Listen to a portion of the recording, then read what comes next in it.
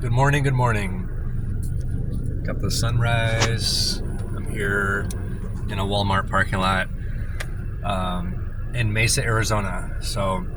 But I'm just having some morning thoughts and want to share with all of you about, the way the world is today. I don't know about you, but it's January 6th, 2026, and I'm really feeling the collective, the tension in the collective. People are like panicking. It feels like that. You can see it in traffic. You can see it in like the big box stores when people are like rushing around or impatient in line. You just hear it among your family members. I don't wish to always tune into that stuff, but I happen to just see it when I go out. But I'm practicing, seeing the truth of reality. And what is the truth? The truth is that we are all the light of Christ. We are all the light of Christ. The light of Christ is what we call life. Life is fueling every single human body. All the billions and billions of bodies on this planet are being fueled and animated by this thing we call life, consciousness, the light of Christ. And so that's the truth. That's the truth of everybody. Everybody has the capacity to awaken and be like, oh my gosh, I've been so toxic and hurtful and unloving to people. Like, I need to repent and come back home to my heart and just start loving people, because that's the truth. Like, everybody has that capacity. But so long as we're living in ignorance and we're just unconscious and we're being programmed every day and told how to live and how to think, then there's no chance. There's no chance we're going to become unblinded by that and have an awakening. So what I wanted to really touch on about the collective and the tension in the collective today, we should not be scratching our heads and wondering, why are people so divided? Why can't we all just get along? Like, that statement in itself is rooted in total ignorance. Like, no, that the normal conversation of this year ought to be, we have been putting out so many hate thoughts and gossip and judgmental, critical thoughts into the ether. All of us, every body on this planet has this capacity to think and to broadcast thought seeds into the ether. And the ether is like fertile soil. And whatever thoughts you put out, they're going to manifest in some kind of way. Whether you get to see the fruit of that manifestation or not. But the collective, and I'm talking just the everyday average Joes and Joannes, sorry if you're Joe or Joanne, but who are tuning into the radio, talk radio, the news, going to work, and just hating their job, and they go home and they watch the news again, they eat their microwaved TV dinner or whatever. I mean, they're just absolutely unaware of health, of consciousness, of how their mind works, how anything works. They're totally unaware. They're just being programmed, and they're just going along. They're following the crowd. They're in survival. Okay, those people, if they had a lid on their head and you opened it and saw their thoughts, you would see exactly why the world is the way it is. It's because, first and foremost, they believe in separation. They believe that they are separate from everybody else. Everyone is just another like physical body male, female, black, white, Mexican, Chinese, and they just have some kind of programmed judgment about Chinese, about Asian, or Mexican, whatever they were taught and conditioned with about this culture of people. They group up a bunch of thoughts every time they see a person that matches that description. For example, when they're driving and someone's driving really slow, and then they pass them and they see that it's an older person, they're like, "Ha! Thought so." Their brain looks for evidence to match their deeper beliefs. And their beliefs are all screwed up because they're rooted in separation. They don't see the light of Christ in anybody. They don't see the invisible connection between them and everybody that they see. So that's the illusion right there, is separateness.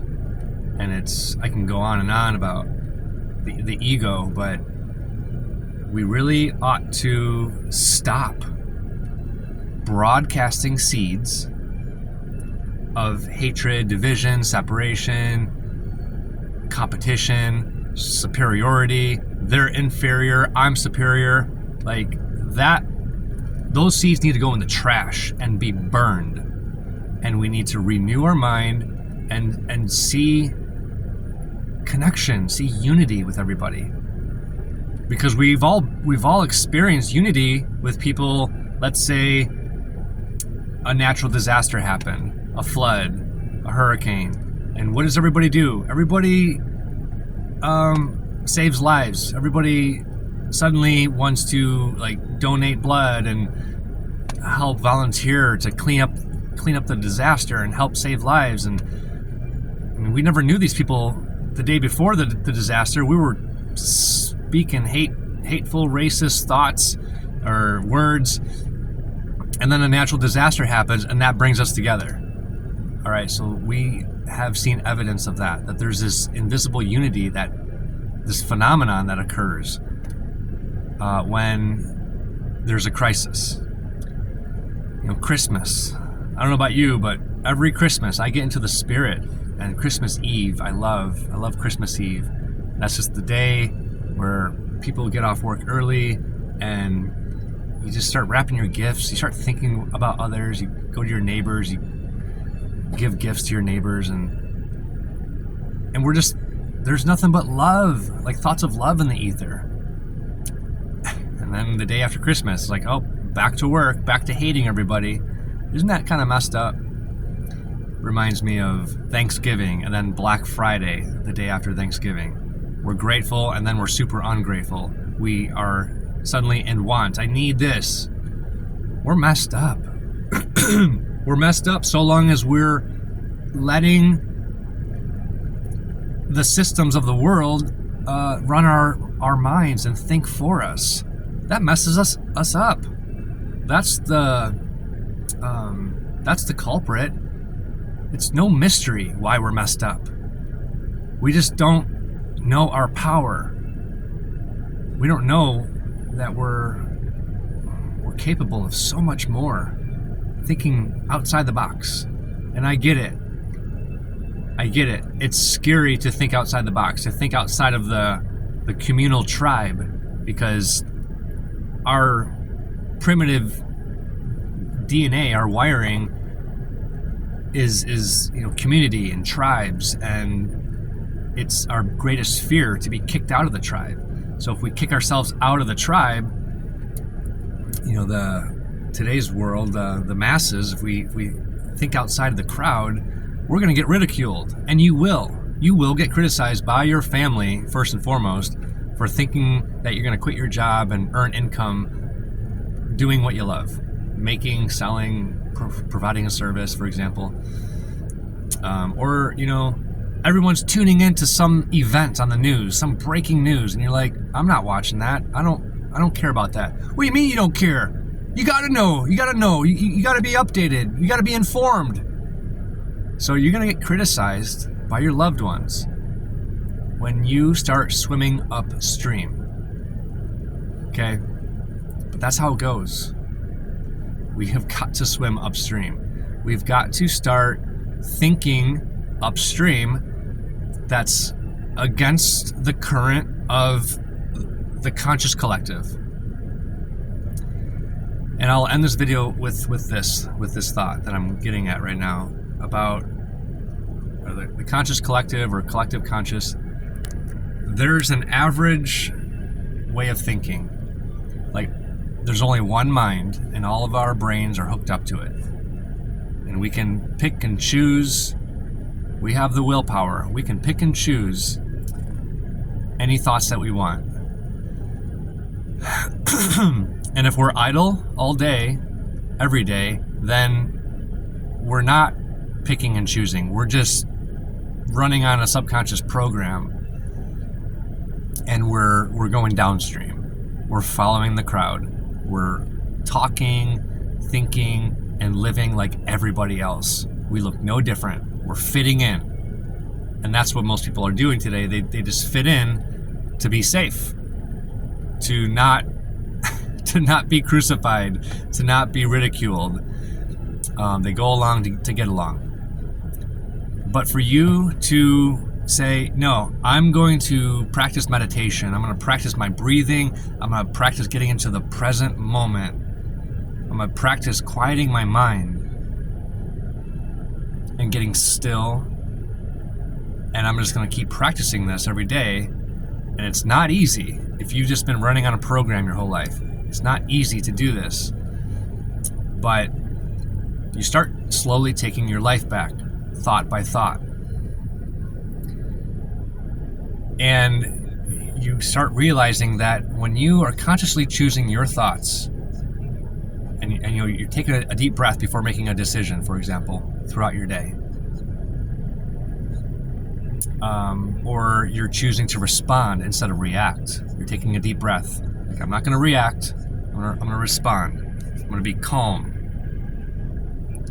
When you do this, when you cultivate this kind of practice and this way of living, you are thinking against the current of the conscious collective. And that's what it is to swim upstream.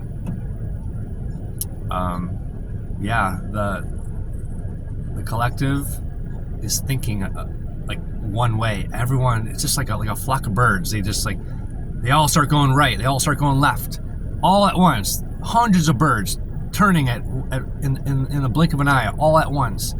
That's how humanity is. The collective. We're very predictable. We saw that around the holidays. Everybody was so predictable. Go out onto the roads. It's just everyone just flocks to certain stores at certain times, and then New Year's Eve, everyone's flocking and doing the same thing again and lighting off fireworks. It's just so predictable. Don't be predictable. Don't be predictable. Swim upstream, think against the current of the collective, and take back your life. Take back your energy. God, your guides, angels, Holy Spirit, the universe is just waiting for you to take back your energy and to be still and know that you're God, and to, gosh, I could say so many things, but like, the universe is just waiting to have your back, to support you. But so long as we're following the crowds, we're telling God, I don't need you. I'm trusting in man. I'm trusting in the crowds where they're going. And God's like, okay, you're on your own. So that's no way to live, though. That's not a worthy life. That's major deathbed regrets. Living your whole life following people? No, we're born to be leaders. God designed us to be leaders, not cowards. All right, I love all of you. Happy 2026. Make this the year you take back your energy. I'll see you on the next one. Bye.